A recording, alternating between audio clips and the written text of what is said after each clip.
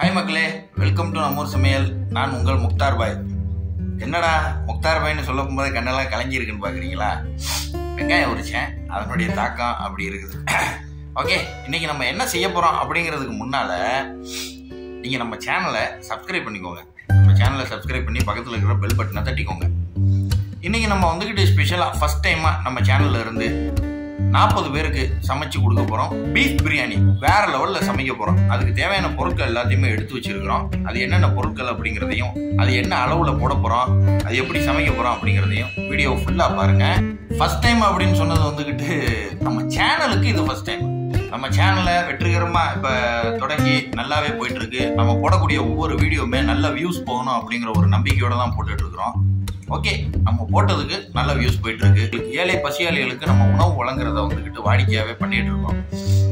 நீண்ட நெடுங்காலமாக பண்ணிக்கிட்டு இருக்கிறோம். இப்போ குறுகிய காலமாக தான் நம்ம சேனலை ஆரம்பிச்சிருக்கிறோம். இப்படி ஒரு ஆலோசனை நம்ம நண்பர்கள் மூலமாக கிடைச்சது. அதனால தான் இந்த சேனலை ஆரம்பிச்சிருக்கிறோம். நம்ம சேனலுக்கு எல்லாரும் சப்போர்ட் பண்ணுங்கள். ஓகே ஃப்ரெண்ட்ஸ், வாங்க வீடியோக்குள்ளே போய் எல்லாத்தையும் டீட்டெயிலாக பார்த்து தெரிஞ்சுக்கலாம்.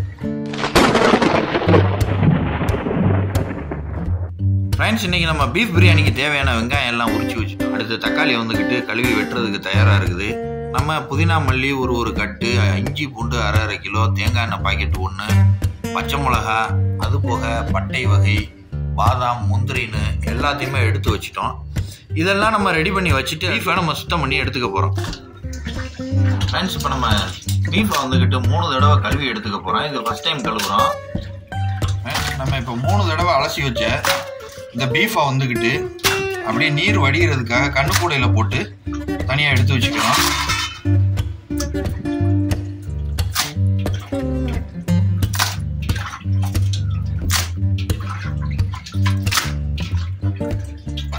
ஒரு பக்கம் வெங்காயம் உரிச்சு வச்சாச்சு. அடுத்து நம்ம தக்காளியும் கழுவி அதை சுத்தம் பண்ணி எடுத்து நம்ம வெட்டி வச்சுக்க போகிறோம்.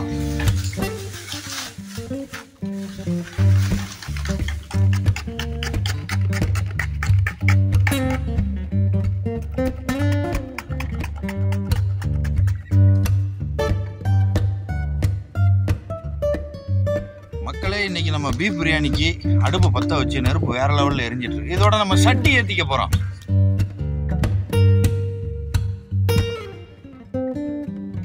மக்களே, சட்டி சூடாயிருச்சு. இப்போ நம்ம 1.5 லிட்டர் எண்ணெயை ஊற்றிக்கிறோம்.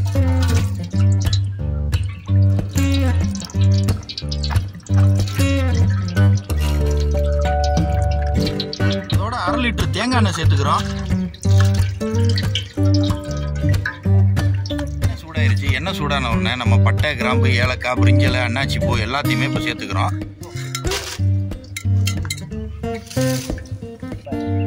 அதை தொடர்ந்து நம்ம ரம்பலை சேர்த்துக்கிறோம்.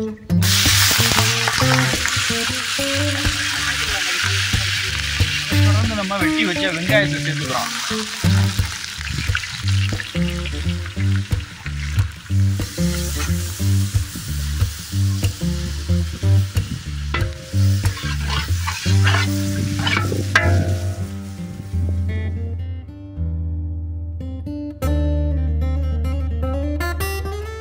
இப்போ நம்ம பிரியாணிக்கு சட்டி ஏற்றியாச்சு. பீஃப் பிரியாணிக்கு எல்லாமே ப்ரிப்பேர் பண்ணியாச்சு. எல்லாத்தையும் தனித்தனியாக எடுத்து வச்சாச்சு. நம்ம வரிசையாக என்னென்ன சேர்க்க போகிறோம், அது என்ன அளவுகளில் சேர்க்க போகிறோம் அப்படிங்கிறது எல்லாத்தையுமே சொல்லித்தான் போட போகிறோம். நம்ம வீடியோவை தொடர்ந்து பாருங்கள். இன்றைக்கி பீஃப் பிரியாணியை வேறு லெவலில் செஞ்சு செம்மையாக 40 பசியாளிகளுக்கு சூப்பராக கொண்டு போய் சேர்க்குறோம். இப்போ நம்ம போட்ட வெங்காயம் மக்களே நல்லா பொன்னிறமாக வதங்குற அளவுக்கு நல்லா வேக வைக்கிறோம். மக்களே, வெங்காயம் நல்லா பொன்னிறமாக வந்துருச்சு. அதோட நம்ம அரைச்சி வச்ச 1/2 கிலோ இஞ்சி பூண்டு சேர்த்துக்கிறோம். இஞ்சி பூண்டு பச்சை வாடை மாறுற அளவுக்கு நம்ம வேக வைக்க போறோம்.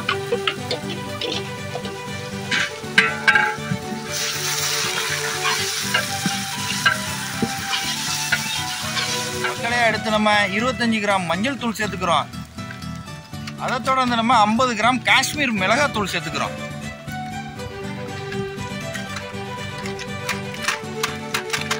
இந்த எண்ணெயை சேர்த்து போடும்போது இதுவே ஒரு நல்ல நிறமா வந்துடும்.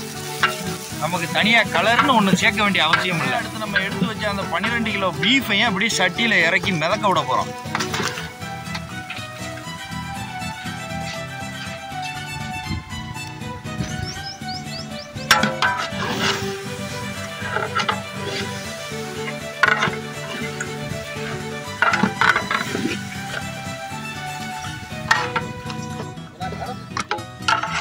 மக்களே இப்போ இறைச்சியை போட்டு நல்லா கிண்டி விட்ட உடனே தேவையான அளவு கல் உப்பை போட்டு மூடியை போட்டு வேக வைக்க போகிறோம்.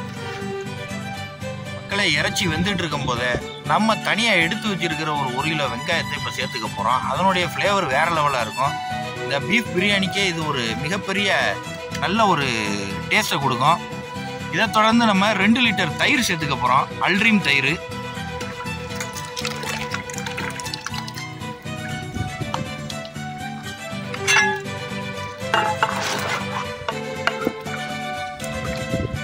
அடுத்து நம்ம நறுக்கி வச்ச புதினா மல்லியை சேர்த்துக்கிறோம்.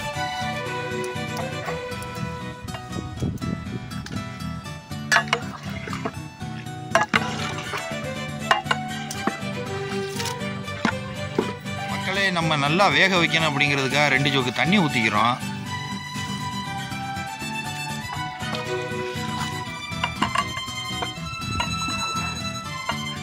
இப்போ மூடியை போட்டு நல்லா வேக வச்சுக்கிற போகிறோம் மக்களே.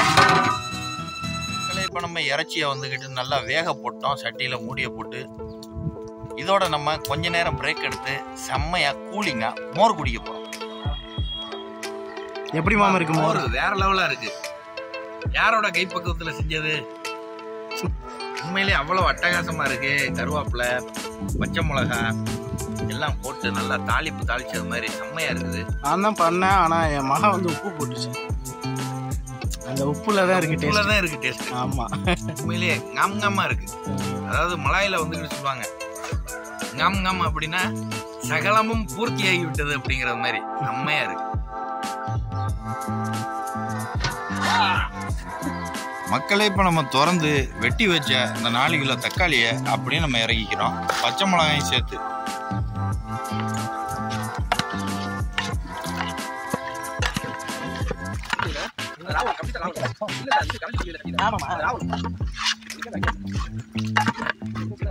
மக்களே அதை தொடர்ந்து நம்ம ஸ்பெஷலான நம்மூர் சமையல் பிரியாணி மசாலாவை சேர்த்துக்கிறோம். இதனுடைய அளவு சரியா 100 கிராம்.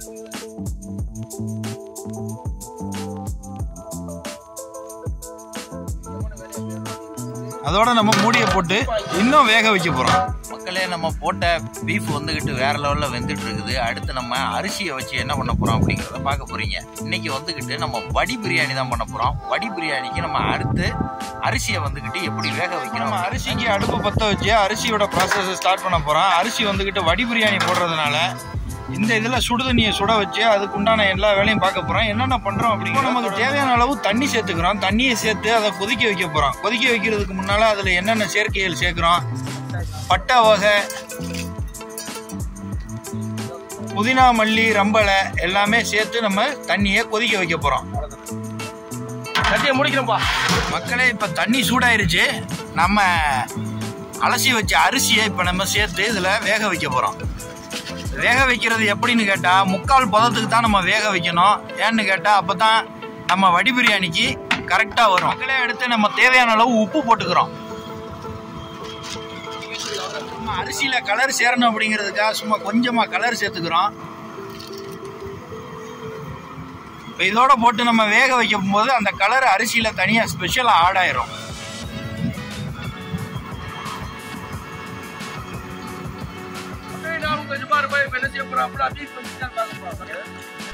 மக்களே இப்போ நம்ம இறைச்சி வேகிறத பார்க்கறதுக்கு முன்னால் எலுமிச்சம்பழ சாறு 7 பழத்தினுடைய சாறை அப்படியே இதில் சேர்த்துட்டு அப்புறமா இறைச்சி எந்த அளவுக்கு வெந்திருக்குன்றதை பார்த்துட்டு நம்ம இன்னும் வேக வைக்க போகிறோம்.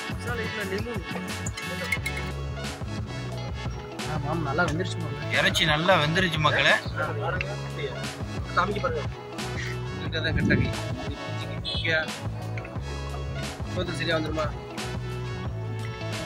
செம்மையா வெந்துருச்சு. அடுத்து நம்ம அதை தொடர்ந்து ஒரு 10 கிராம் மிளகுத்தூளுக்கும் நம்ம அரைச்சி வச்ச முந்திரி பாதாம் பேஸ்ட்டையும் சேர்த்துக்கிறோம்.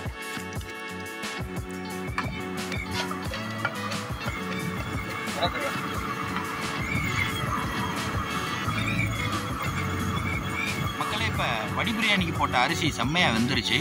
இப்போ இதை நம்ம இருத்துட்டு நம்ம தம் போட்டுக்க போறோம்.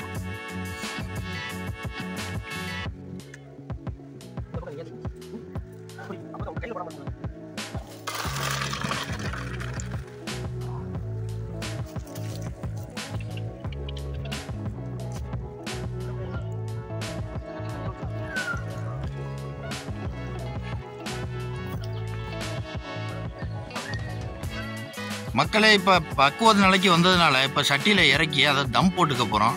செம்மையாக வந்திருக்கு அரிசி.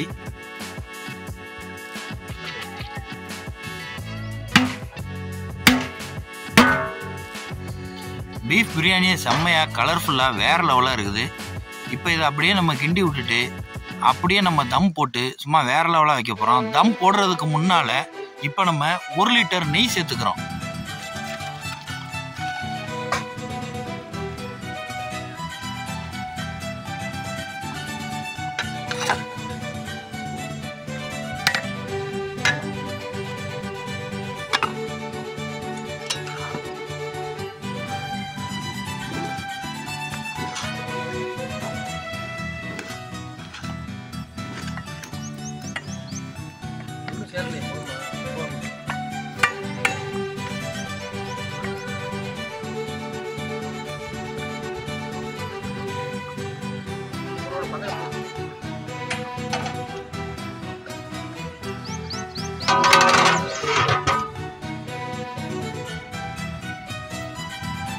இப்போ நம்ம அடுப்பை பிரிச்சுட்டு தம் போட்டுக்க போகிறோம் மக்களே.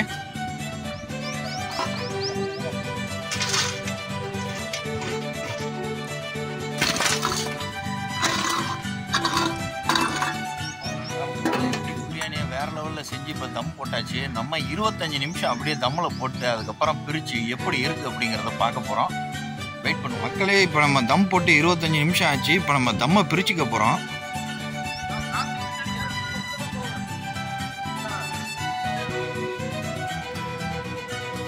வாவ், பீஃப் பிரியாணி வேற லெவலாக இருக்கு. இப்போ இந்த தம்மை உடைச்சி எப்படி இருக்குன்றதை நம்ம பார்க்க போகிறோம்.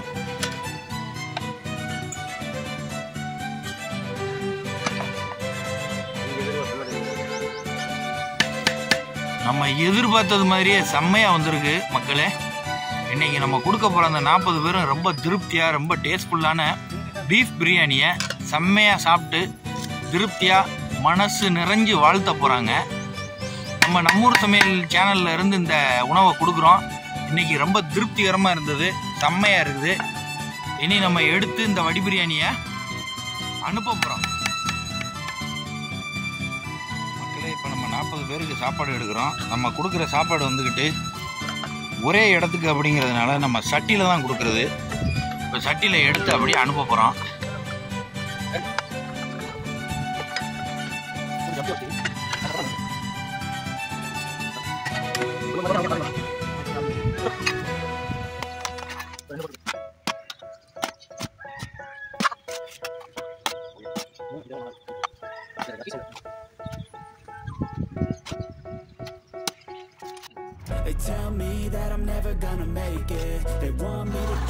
மக்களே, இப்போ நம்ம பிரியாணி ஆக்கிட்டோம். பிரியாணி நம்ம எடுத்துக்கிட்டு இப்போ பைக்கில் போய்கிட்டு இருக்கோம். பிரியாணி எடுத்து கொண்டுட்டு போய் பைக்கில் நம்ம சேர்க்க வேண்டிய அந்த 40 பேரை கொண்டு போய் சேர்க்கறதுக்காக 2 பேரும் போய்கிட்டு இருக்கிறோம். இன்னைக்கு திருப்தியாக சாப்பிட்டு ரொம்ப சந்தோஷமாக இருக்கட்டும். இது போல் ஏழை பசியாளிகள் அனைவருக்கும் என்றைக்குமே உணவு கிடைக்கணும் அப்படிங்கிறது நம்மளுடைய நோக்கம். இந்த நோக்கம் நிறைவேறணும்னு எல்லாருமே ப்ரே பண்ணுங்க. மக்களே, போயிட்டு வரோம். பைக் ஓட்டுறேன், அதனால ரொம்ப பேச முடியாது. பாய் பாய். Tell me how to live life in these times. It feels like nobody is right, yeah. So I'ma figure out what else we succeed, and then invest all of my time into that and proceed. I need whatever the hell could make me happy, and I don't think you have a clue. மக்களே, நம்ம சாப்பாடு அனுப்பிட்டு வந்து நம்மளும் உட்காந்து சாப்பிட வந்தாச்சு. அம்மா வேற லெவலாக இருக்கு மக்களே. இப்போ வேற லெவலில் சாப்பிட்டுக்கிட்டு இருக்கோம். ரொம்ப டேஸ்ட்டாக இருக்கு. முதல்ல நம்ம சேனலுக்குன்னு பீஃப் பிரியாணி போட்டு ரொம்ப அட்டகாசமாக இருக்குது. பீஃப்னாலே வேற லெவலு. அதே இன்னைக்கு நம்ம செஞ்ச பீஃப் பிரியாணி வேற லெவலு. மியாத்தா சொல்லுவாரு, நம்ம டேஸ்டா இருக்குங்க சாப்பிட்றதுக்கு. அருமையா இருக்கு. மஸ்தான சாப்பாடு. கண்டிப்பா நீங்க ட்ரை பண்ணுங்க. மிஸ் பண்ணிடாதீங்க.